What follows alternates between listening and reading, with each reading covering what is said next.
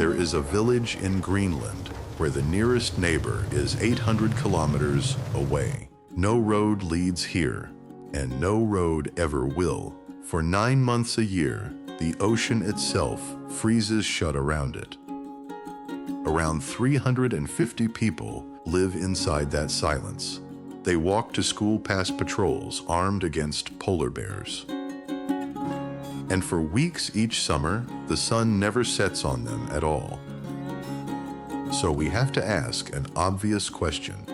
Why would 300 people choose to live this far from everyone else? The answer has almost nothing to do with distance at all. This is Ittoqqortoormiit.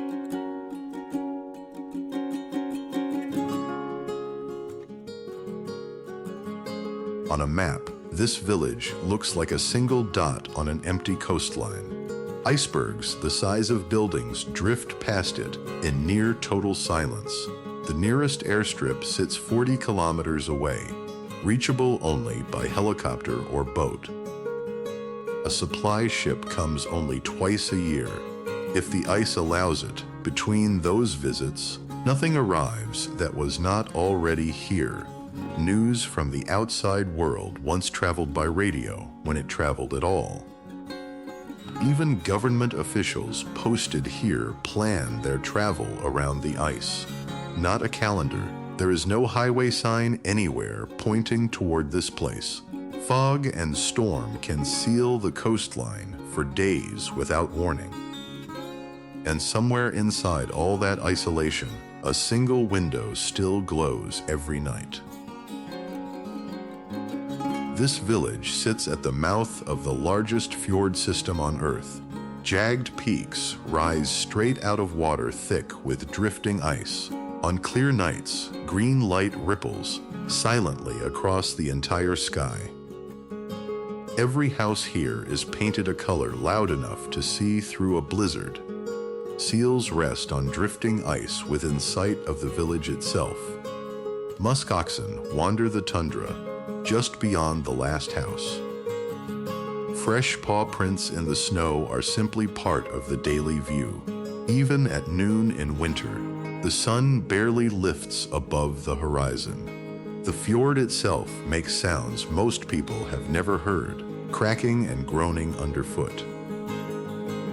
Out here, the land does not decorate the story, it writes it.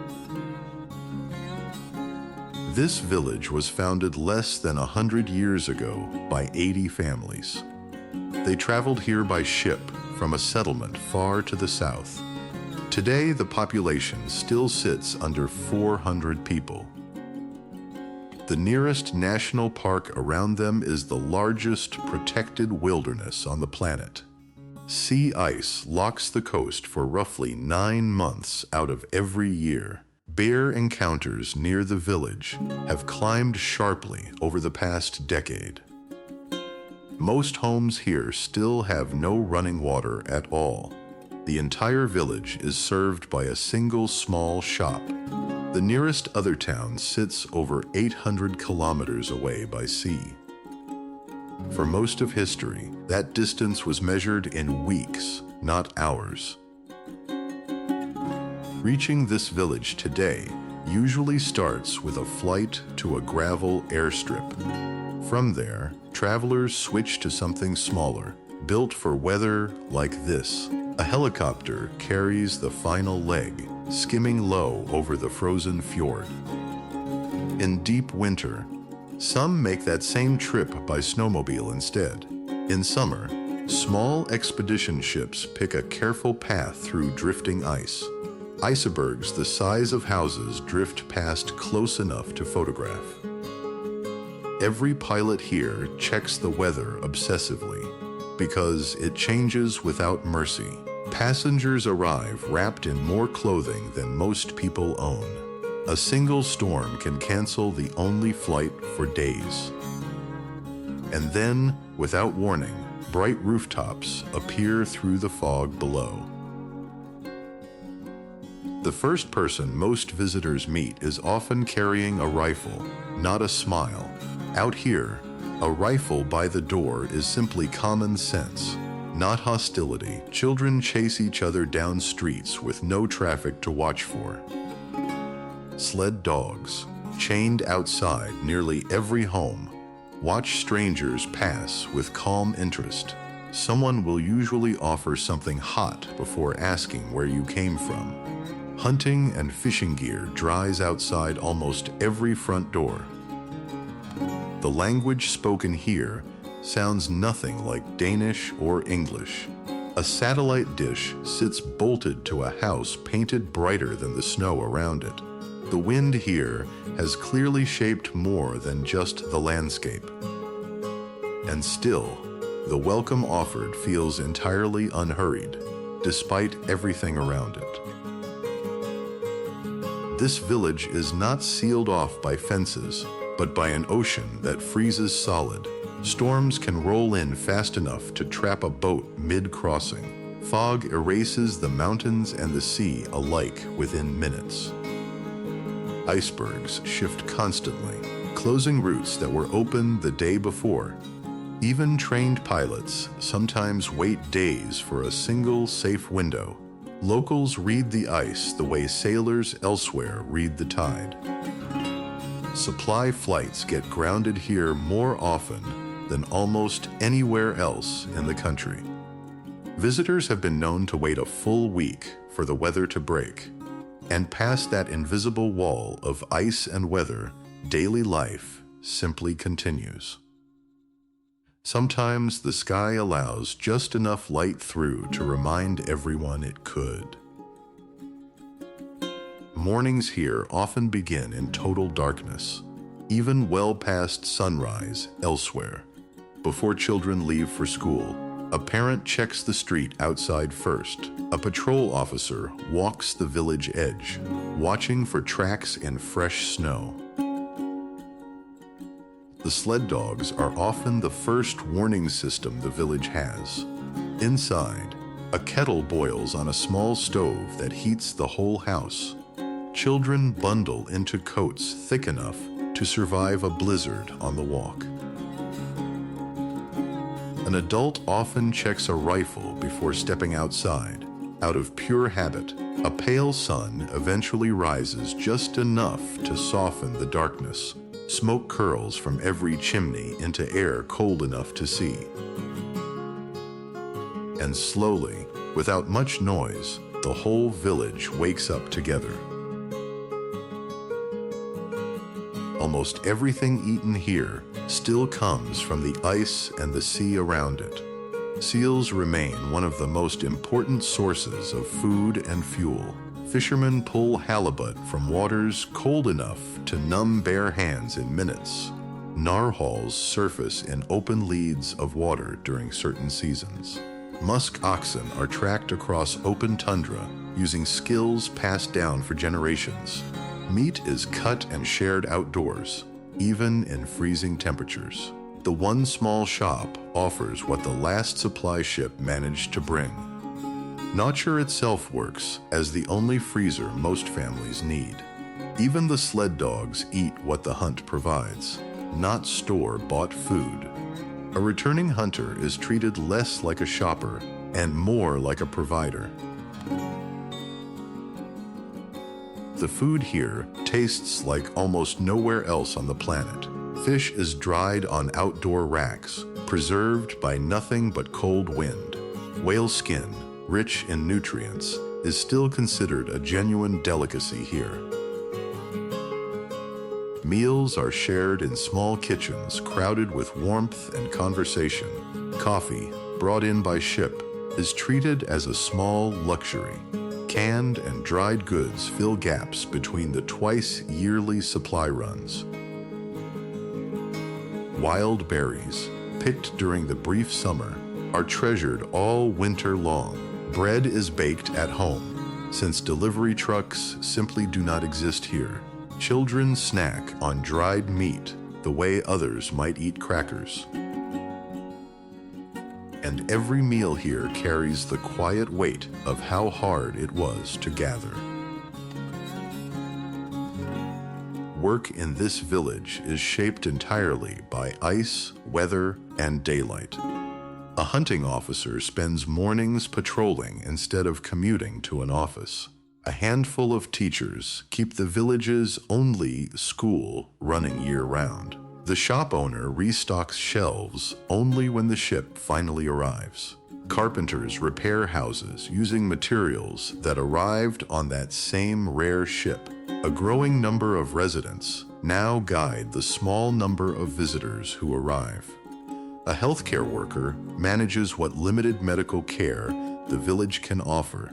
Some still carve traditional tools and art from bone and antler. Dog handlers train and feed teams that are still essential, not decorative. And by the time darkness returns, most of the village has already finished working. Even routine days here carry a level of danger most places would call extreme. A child's walk to school can include an armed adult walking nearby. A sudden crack underfoot on sea ice can change a day instantly. Hunters test the ice ahead of them with a pole before every step. Dog sled routes sometimes cross ground that shifts without warning. A patrol officer's job some mornings is simply to scare an animal away. A storm can trap a hunter far from shore with almost no notice. Even emergencies here often wait on weather before help can arrive. And yet, no one treats any of this as particularly remarkable. Danger in this village is simply folded into the ordinary day. Children here grow up treating the entire village as a giant frozen playground. A snow fort here can be built taller than most kids in a city ever manage.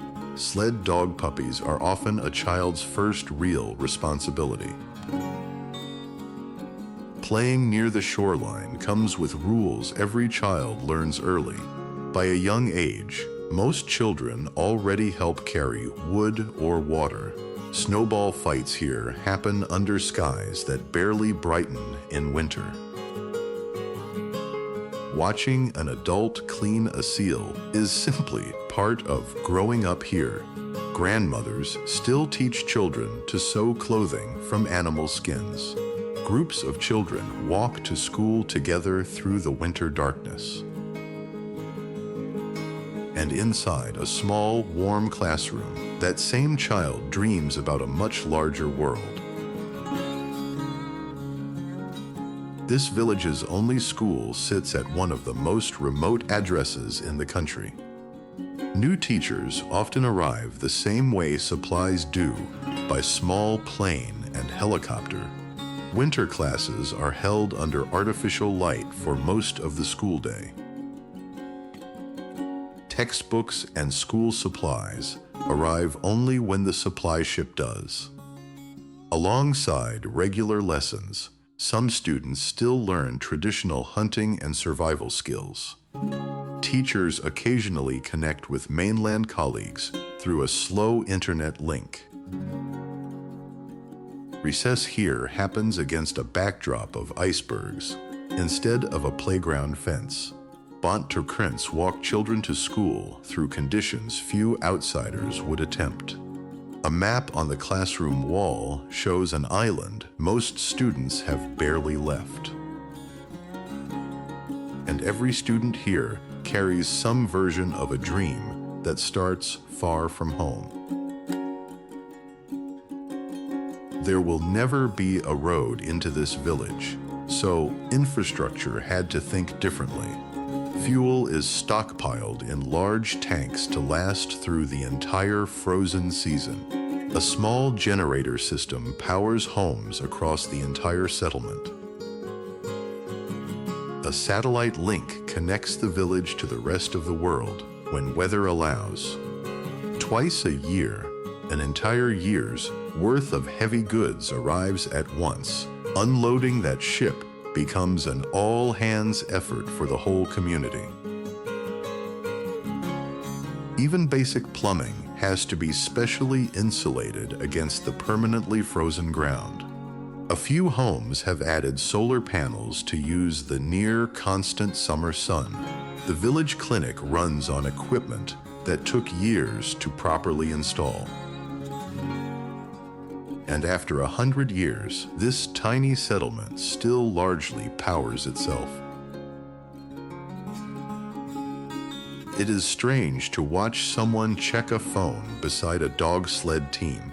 Satellite dishes sit on houses built using methods over a century old. Some elders still find modern technology stranger than the ice ever was.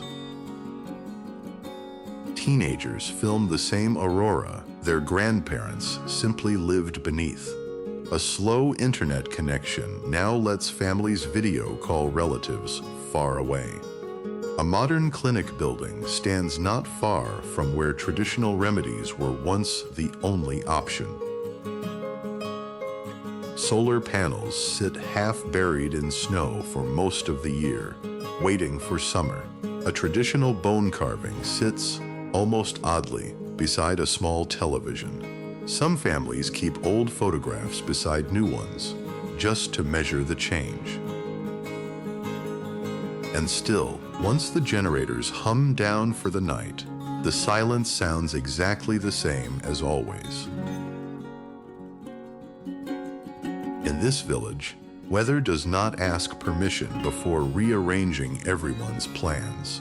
A blizzard can erase visibility to almost nothing within minutes. Sea ice can shift or crack overnight, closing routes people rely on daily. For weeks each winter, the sun does not rise above the horizon at all. For weeks each summer, it never fully sets either.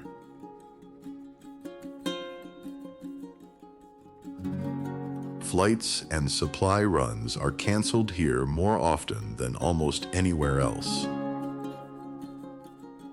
People stock up before storms out of instinct, not instruction. A short break in the clouds can feel like a small daily gift.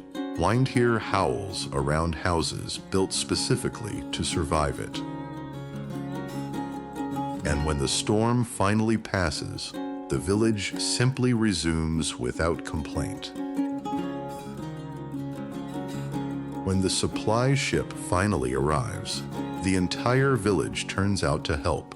A successful hunt is rarely kept by just one household. Storm damage to one house quickly becomes a shared project for several. Elders gather often, watching over a community small enough to know completely. Children move freely between houses, watched by whichever adult is nearby.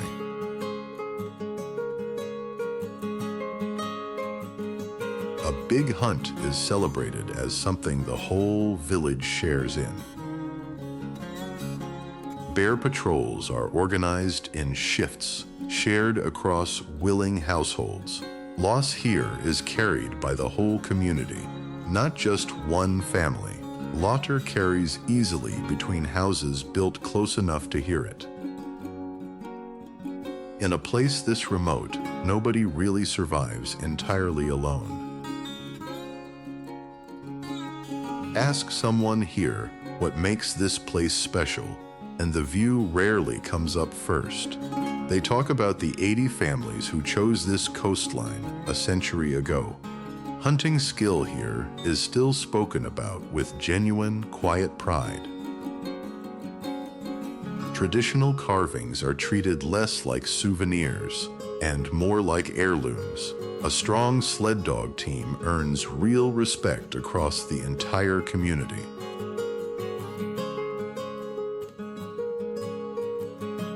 Surviving the long, dark winters is spoken about almost like a shared achievement.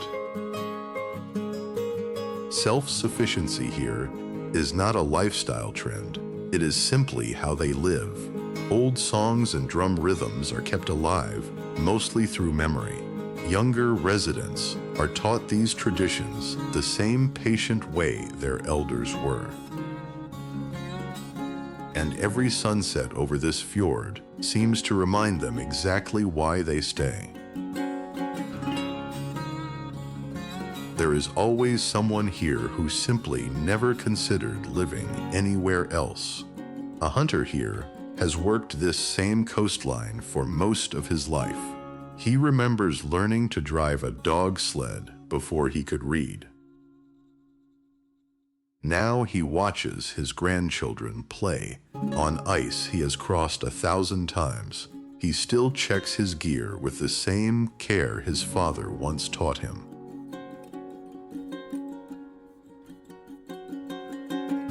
When asked why he stayed, his answer rarely takes more than a sentence.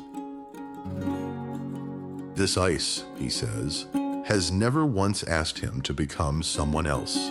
He shares meals with neighbors whose grandparents once shared meals with his. Each evening, he walks the same short path home that he always has. And every night, that same door closes on a life he chose again and again. Not everyone who leaves this village stays gone.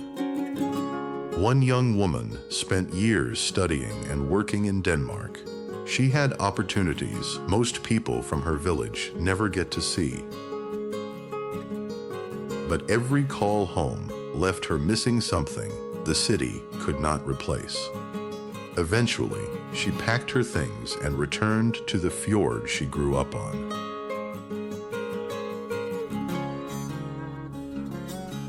Now she works at the village clinic, helping the community that raised her. She helps her aging parents the same way they once helped her. She says the city never once felt as full as this small village does. What she missed most, she says, was simply being known by everyone around her. Now she watches the same sunset her grandmother once described to her as a child. Visitors often arrive expecting a postcard, not a working community. The cold alone humbles most people within their first hour outside. Some are surprised to find internet here at all, as if isolation should mean no progress. Others assume locals must be miserable, simply because the conditions look brutal. That assumption usually earns a polite laugh, not agreement.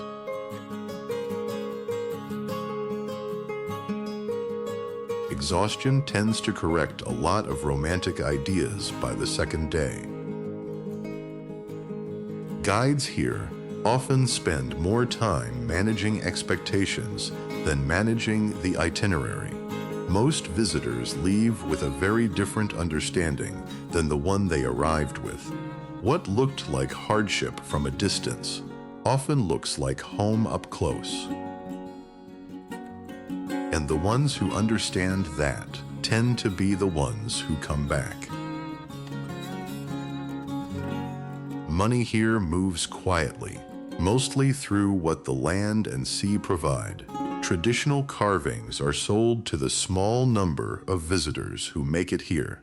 The village's only guest house hosts a small but steady trickle of curious travelers. Local guides earn income leading dog sled trips across routes they grew up on. Some residents now earn wages specifically for organizing polar bear patrols.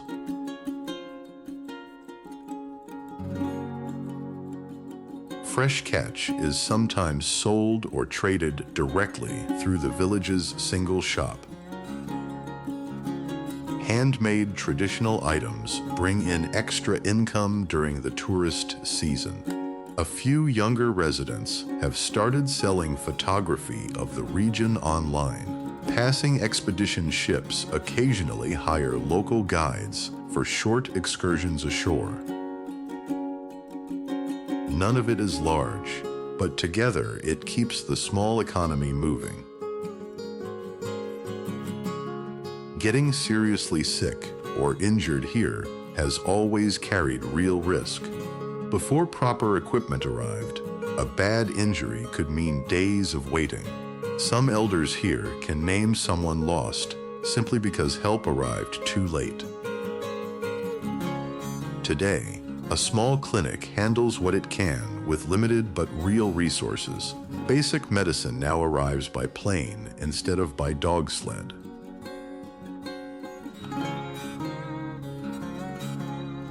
For anything serious, a helicopter remains the only real option, weather permitting. A visiting nurse now checks on children more regularly than in past generations. Older residents describe today's clinic with something close to disbelief. Medical staff sometimes travel by snowmobile to reach patients who cannot come in. And for the first time in a century, survival here relies a little less on luck. Living through months of darkness requires a particular kind of patience. News from outside sometimes arrived so late it barely mattered by the time it did. Entire winters were once spent with almost no outside contact at all. Letters were once sent without knowing if or when they would ever arrive. Some elders admit, quietly, that the darkness was harder than the cold.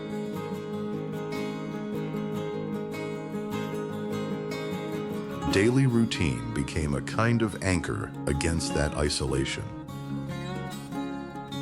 Storytelling filled long winter evenings that had no other form of entertainment. Many say the isolation, as hard as it was, also made them stronger. Ask an elder about those winters, and the memory often comes with a small, proud smile. Whatever the darkness took from them, it seems to have given something back too. Tourist ships have started arriving more often than they used to. The village's only guest house has slowly expanded to fit more visitors. Faster internet has reached the village, changing how people stay connected. Some longtime residents watch these changes with a mix of pride and worry. New tourism-related jobs have brought a few younger residents back home.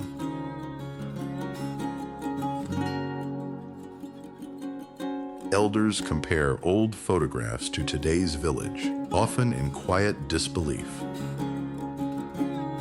Modern imported goods now sit beside items caught or made locally. Not everyone agrees on how much outside interest the village can absorb. Local leaders now regularly discuss how to manage this slow but real shift. And the village itself now sits somewhere between what it was and what it may become. Some skills here are only still practiced by a small number of elders. Fewer young people are choosing to learn traditional sewing and carving.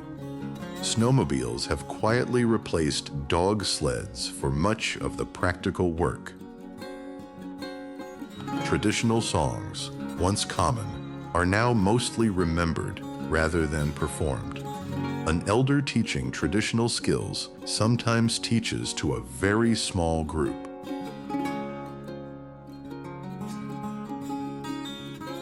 Some older equipment now sits unused, slowly buried by fresh snow each year.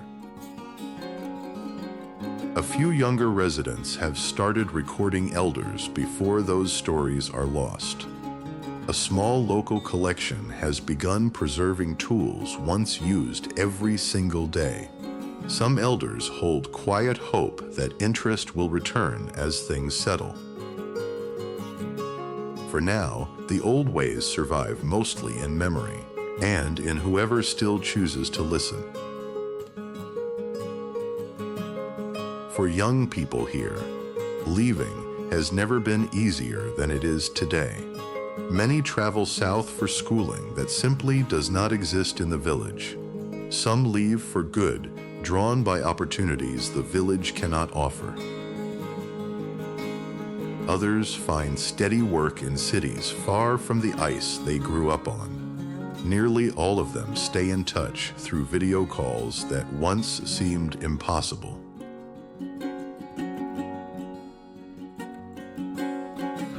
almost every young person describes feeling pulled in two directions at once. Parents rarely ask their children to stay, even when they quietly hope they will. Yet, most young people here still speak about their village with real pride. Their future feels more open than their grandparents' futures ever really were. And whichever path they choose, almost all of them look back one more time before they go. Even a village built entirely around ice is watching that ice change. Hunters say the ice now forms later and breaks apart earlier each year. Polar bears are coming closer to the village more often than in past decades. Glaciers visible from the shoreline have visibly retreated within a single lifetime. Some hunters have started switching from dog sleds to boats for safety.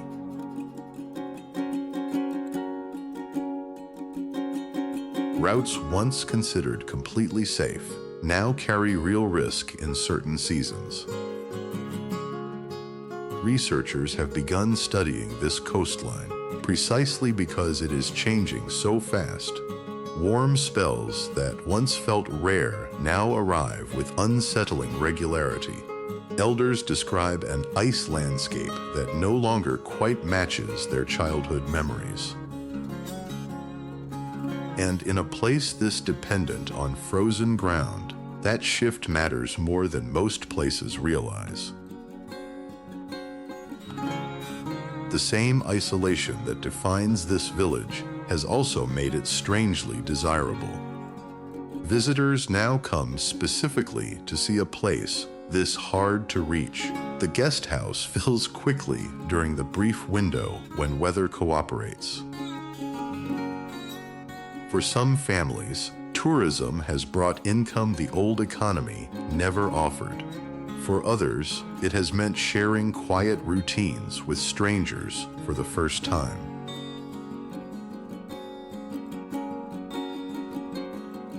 Not every visitor treats daily life here with the respect locals hope for. Local leaders have started discussing how much tourism the village can really handle. Some visitors form real, lasting connections with the families who host them. Others simply pass through, taking photos of a life they never quite understand. Somewhere in between those two extremes, this village is still deciding what it wants to become. As the pale sun finally sets, the whole village seems to exhale. Families gather for the day's main meal, often the only one eaten together. Smoke curls from chimneys across the settlement all at once. Children finish homework by whatever light the evening still offers. Elders gather in a small, warm room, talking as the darkness deepens.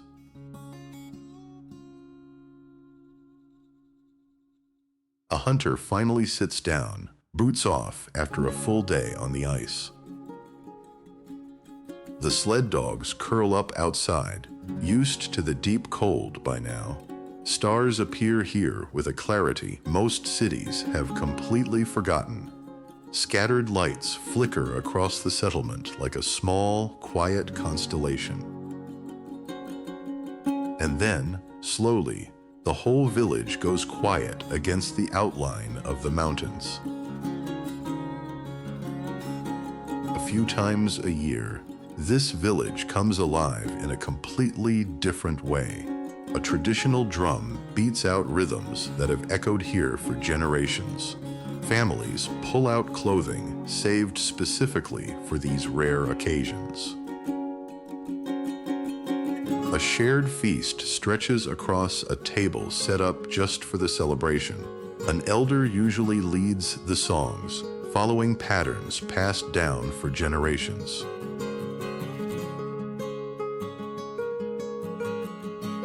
Children join in the dancing, learning the movements simply by watching. Voices carry easily through air this cold and this clear.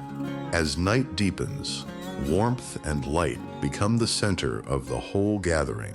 Even outsiders present are usually pulled gently into the celebration. By the time it ends, the village feels, for a moment, completely whole. There is a particular kind of quiet that only exists in a place this remote. Mist settles over the fjord the way it has for centuries. A single distant sound travels farther here than it ever could in a city. An elder sits perfectly still, watching a view he has seen 10,000 times.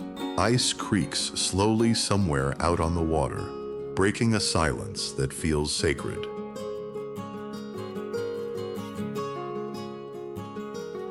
The last light of the day fades gently off the highest peaks. For a moment, nothing in the entire village seems to move at all. Even the wind, for once, seems to pause entirely. The sky deepens into a blue that has no name in most languages. And for just a few seconds, the entire village seems to hold its breath.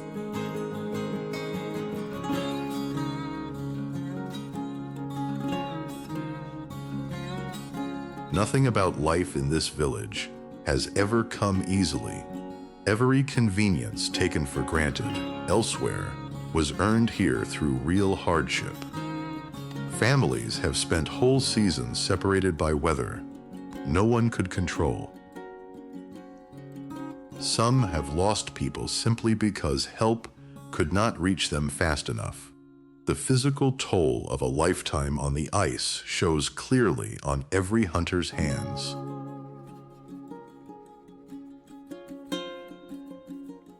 Staying has often meant giving up comforts easily found just south of here.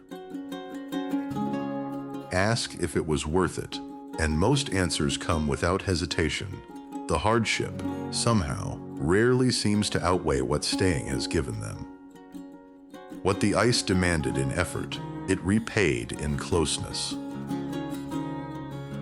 And every person who chose to stay seems to understand that trade completely. Somewhere along this journey, the real answer starts to become clear. People did not stay in this village despite the isolation. In many ways, the isolation is exactly what bound them together. A shared struggle, carried for generations, built something modern comfort rarely can. The distance forced a kind of closeness that easier places often lose.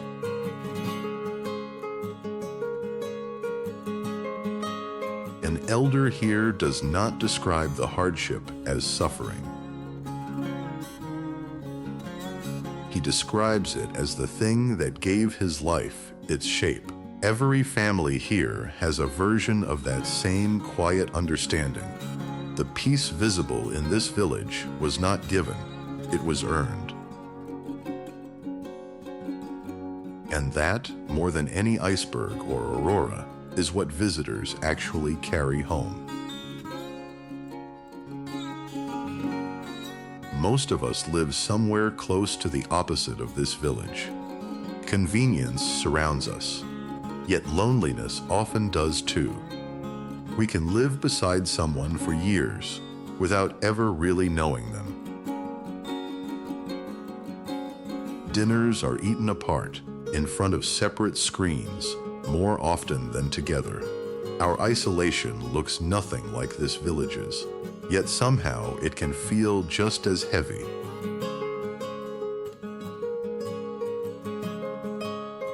A resident who has visited a large city once described it as lonelier than any winter darkness. What this village kept by necessity, many places have quietly lost through convenience. Somewhere between total isolation and total connection, something essential got left behind. This village never lost it, simply because the ice never let it slip away. Maybe that is the real lesson this fjord has to offer the rest of us. So, why do 300 people choose to live this far from everyone else? Because the distance is inseparable from the meaning they have built here, because every hardship shared became another thread tying them to each other. Because leaving would mean walking away from generations, not just a coastline, because comfort was never really what they were chasing in the first place.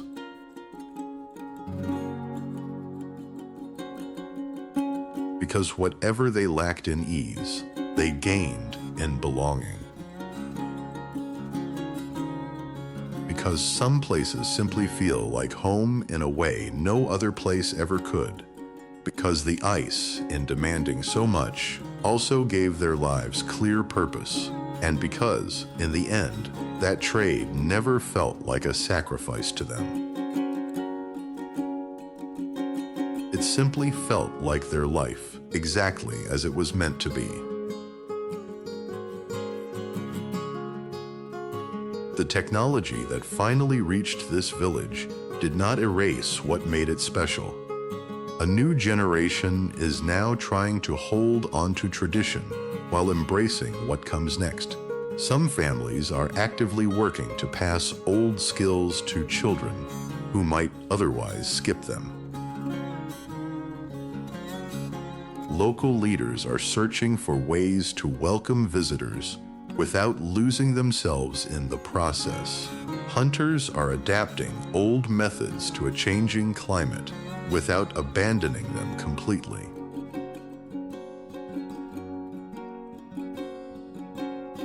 A few young entrepreneurs are building businesses rooted firmly in local identity. The school has begun weaving local history and language more deeply into daily lessons. Elders watch this new generation with cautious, genuine hope. Chant here seems to be arriving slowly enough for the village to shape it, rather than the other way around. And every sunrise still finds a place figuring out how to become more itself, not less. Leaving this village feels different than arriving ever did. The same fjord that once felt impossible now feels almost familiar. What stays with you is not the distance or the cold. It is the meal shared by strangers who quickly stopped feeling like strangers. It is the quiet wisdom of people who never needed the outside world to feel complete.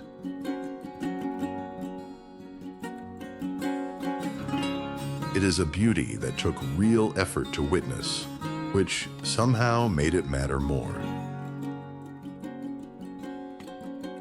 Most visitors leave a little humbled and a little quieter than they arrived. From the air, almost everyone takes one last look down at the village below. Slowly, the village disappears behind the same fog that once sealed it off entirely. And whatever this place gave them, most people carry it home far longer than any photograph could. Far below the departing helicopter, one house glows quietly against the coming dark. Smoke rises slowly from its chimney. Unhurried, the same as always. Inside, a family sits together, framed by warm, steady light. Behind them, the mountains that once sealed this coastline fade quietly into darkness. The fjord falls completely silent, the way it has every night for a century.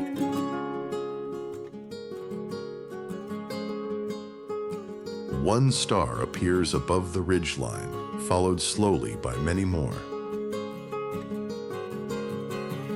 The light in that one small house does not flicker, does not fade. It simply stays lit, steady against the enormous dark shape of the mountains. And somewhere inside that quiet, ordinary light, the whole answer to this film is sitting, waiting, unbothered by how far it was to find.